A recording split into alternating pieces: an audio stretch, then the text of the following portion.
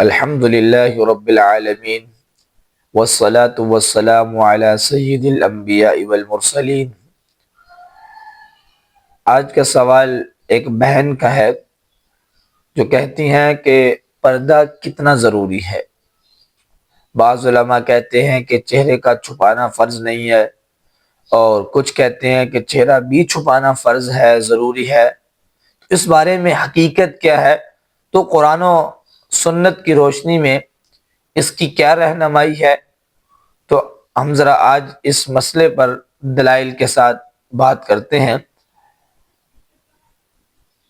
قرآن کریم کا حکم ہے، اللہ تعالیٰ نے سورۃ النور میں فرمایا وَقُلْ لِلْمُؤْمِنَاتِ يَغْضُضْنَ مِنْ أَبْصَارِهِنَّ وَيَحْفَظْنَ فُرُوجَهُنَّ وَلَا يُبْدِينَ زِينَتَهُنَّ إِلَّا مَا ظَهَرَ مِنْهَا۔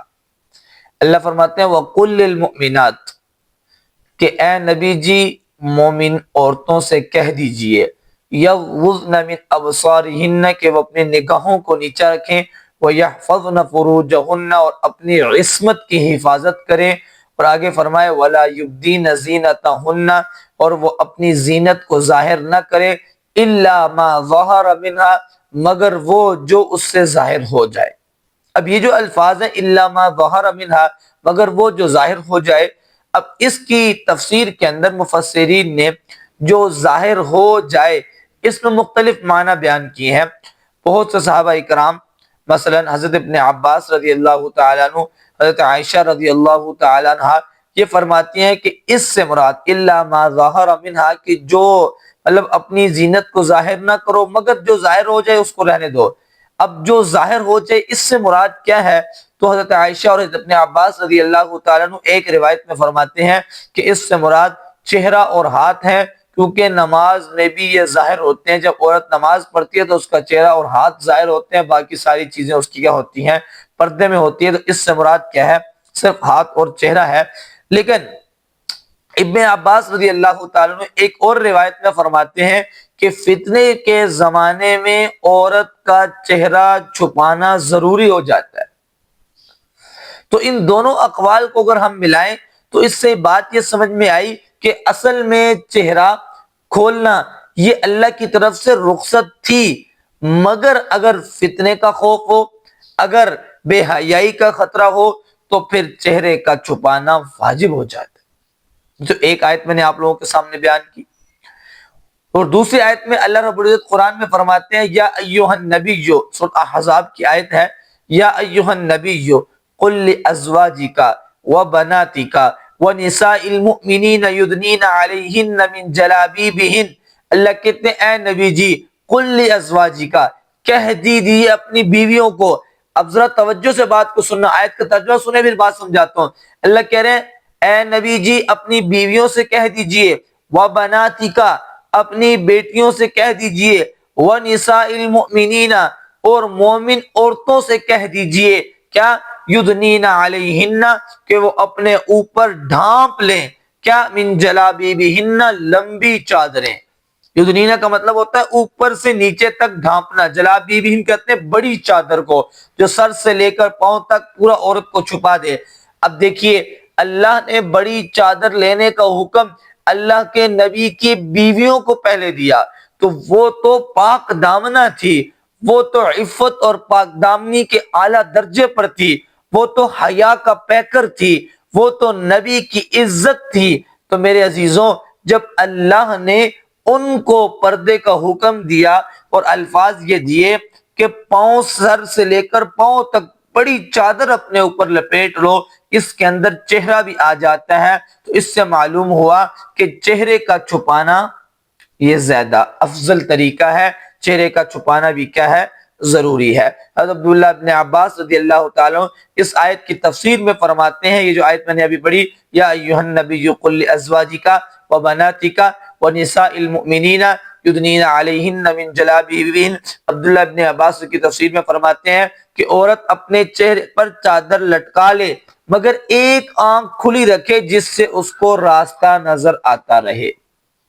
یہ آپ کو میں نے قرآن کی دو آیتیں سمجھا دی، یعنی چہرہ چھپانا یہ اللہ کے حکم کے عین مطابق ہے۔ ٹھیک ہے، ہم یہ نہیں کہتے فرض واجب ہے، میں آگے انشاءاللہ پورے مسئلے کا خلاصہ بھی آپ کو بتاؤں گا، بالخصوص جب عورت گھر سے باہر نکلے تو اس کو چاہیے کہ وہ اپنے چہرے کو بھی چھپا کر نکلے۔ اب ہم آپ علیہ الصلوۃ والسلام کی حدیث سے اگر جائزہ لیں تو ابو داؤد کی روایت ہے، ام المؤمنین حضرت عائشہ رضی اللہ تعالی عنہ فرماتی ہیں کہ جب ہمارے پاس سے کوئی مرد گزرتا تو ہم اپنی چادروں کو اپنے چہرے پر ڈال لیتی۔ اسی طرح میں آپ کو ایک اور حدیث سناتا ہوں۔ عبداللہ ابن مکتوم ایک نابینا صحابی تھے، آپ علیہ الصلوۃ والسلام کے ساتھ وہ جب گھر تشریف لائے تو آپ نے حضرت عائشہ سے فرمایا کہ عائشہ پردہ کر لو، عبداللہ ابن مکتوم آ رہے ہیں۔ تو حضرت عائشہ رضی اللہ تعالیٰ نے عرض کیا کہ یا رسول اللہ وہ تو نابینا ہے، وہ تو نہیں دیکھ سکتے۔ تو آپ نے فرمایا تم تو دیکھ سکتی ہو نا، تمہاری تو آنکھیں ہیں نا، کہ عورت کی آنکھوں کا بھی پردہ ہے، کہ عورت آنکھوں سے اپنے جو ہے نا آنکھوں سے مرد کو بھی نہ دیکھے، جائے کہ مرد عورت کے چہرے کو دیکھے۔ اور یہ میں نے آپ کے سامنے ابو داؤد کی روایت رکھی کہ حضرت عائشہ فرماتے ہیں جب ہمارے سامنے سے کوئی مرد گزرتا تو ہم اپنے چہروں پر چادر ڈال لیتے۔ اور یہ عمل کب کا ہے کہ نبی علیہ الصلوۃ والسلام کے زمانے میں صحابیات کا یہ معمول تھا۔ اور اس سے واضح ہوتا ہے کہ چہرے کو چھپانا ان کے نزدیک یہ شرم و حیا کا تقاضا تھا۔ ٹھیک ہے، اب دیکھیے ذرا، اب میں آپ کو ذرا قرآن و حدیث کی روشنی کے بعد اب ذرا بات سمجھے گا۔ اسلام میں دو سطح ہوتی ہیں، ایک ہوتا ہے تقوی افضل، ایک ہوتا ہے فرض اور واجب۔ سمجھ آئی کہ نہیں سمجھ آئی؟ اب دیکھیے گا ذرا، فتویٰ اور تقوی دو چیزیں آگے، چلو میں یوں سمجھاتا ہوں، ایک ہوتا ہے فتویٰ، ایک ہوتا ہے تقوی۔ فتویٰ تو اس بات پر ہے کہ پورا بدن چھپانا فرض اور واجب ہے سوائے چہرے اور ہاتھوں کے، ہاتھ اور چہرے چھپانا یہ واجب اور فرض نہیں ہے، باقی سارا بدن عورت کا چھپانا کیا ہے؟ فرض اور واجب ہے۔ ایک ہوتا ہے تقوی، تقوی کی کیا معیار ہے؟ افضل تو یہ ہے کہ چہرے سمیت عورت اپنے آپ کو مکمل چھپائے، یہ تقوی ہے، یہ شرم و حیا کا تقاضا ہے۔ میں نے کہا اسلام کی روح سے فرض اور واجب جتنا پردہ ہے وہ تو چہرے اور ہاتھوں کے علاوہ پورے جسم کو چھپانا یہ عورت کے لیے فرض اور واجب ہے، اتنا پردہ فرض اور واجب ہے۔ لیکن تقوی اس کے اندر ہے، افضل اس میں ہے کہ وہ چہرے سمیت مکمل طور پر حجاب کرے، یہ عمل افضل بھی ہے اور محتاط بھی ہے، خاص طور پر جب فتنہ عام ہو اور نظریں بے حیائی سے کیا ہوں؟ بالکل بھری ہوئی ہوں، اور معاشرہ عورت کے حسن کو تشہیر کا ذریعہ بنا رہا ہو، اس وقت عورت کو چاہیے کہ اپنے چہرے کو بھی چھپا کر رکھے۔ اور آج کے دور میں تو آپ کو پتا ہے فتنہ ہر جگہ پہ ہے، سوشل میڈیا میں ہے، بازار میں ہے، اداروں میں ہے، حتیٰ کہ گھروں میں بھی ہے۔ تو لہٰذا موجودہ زمانے کے اندر چہرہ ڈھانپنا واجب تو میں نہیں کہوں گا، لیکن واجب کے بہت قریب آ جاتا ہے، کیونکہ قرآن کیا کہتا ہے؟ وَلَا تَبَرَّجْنَ تَبَرُّجَ الْجَاهِلِيَّةِ الْأُولَىٰ، کہ تم پہلی جاہلیت کے زمانے کی طرح زیب و زینت کا اظہار نہ کرو۔ وَلَا تَبَرَّجْنَ تَبَرُّجَ الْجَاهِلِيَّةِ الْأُولَىٰ، کہ یہ زیب و زینت کا اظہار کرنا، یہ چہرے پر میک اپ لگا کے چہرے کو ظاہر کرنا، یہ زمانے جاہلیت کی عادت ہے۔ تو قرآن کہتا ہے وَلَا تَبَرَّجْنَ تَبَرُّجَ الْجَاهِلِيَّةِ الْأُولَىٰ، کہ تم زمانے جاہلیت کی طرح اپنے زیب و زینت کو اظہار نہ کرو۔ تو اس لیے میرا ان بہن سے عرض یہ ہوگی کہ فتویٰ تو اسی پر ہے کہ چہرہ اور ہاتھ چھپانا فرض واجب نہیں ہے، باقی جسم کا چھپانا پردہ ضروری ہے، لیکن تقوی اس بات پر ہے۔ اور آپ کو جو میں نے قرآن و حدیث کی روشنی کے اندر دلائل دیے، ان ساری باتوں سے یہی چیز معلوم ہوئی کہ عورت کے لیے چہرے کا چھپانا بھی ضروری ہے، واجب تو نہیں ہے لیکن واجب کے بہت قریب آ جائے گا۔ قرآن کی آیات سے میں نے آپ کو سمجھایا، حدیث مبارکہ ام المؤمنین عائشہ کی روایت میں نے آپ کو بیان کی۔ تو بہنوں سے میرا جواب اور تمام مسلمان عورتوں سے میرا جواب یہی ہوگا کہ کوشش کریں، اپنے اندر حیا پیدا کریں۔